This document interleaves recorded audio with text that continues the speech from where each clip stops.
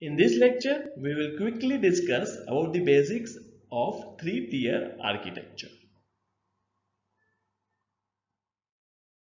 Three-tier architecture is a software architecture pattern that divides an application into three logical and separate tiers.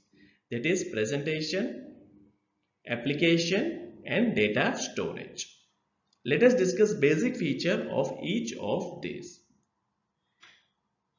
Presentation tier presents information to the users and accepts user input.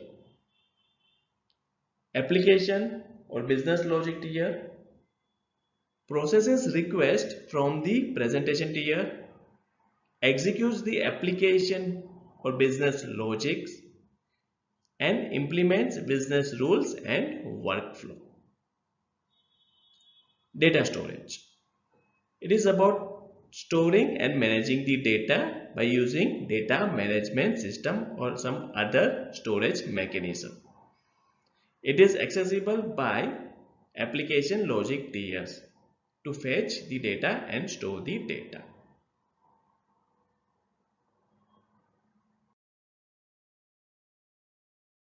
So the question is, which tier is responsible for processing the business logics and moving the data between other two tiers? As we know, we have three tiers: presentation, business logic, and data storage. So this particular feature is handled by business logic tier.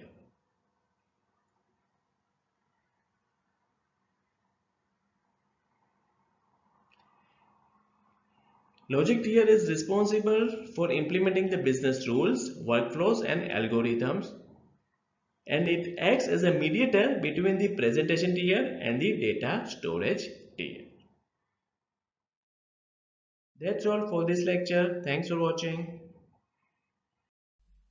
If you like this video and want to access the full CEH course, please do check the link available at the description.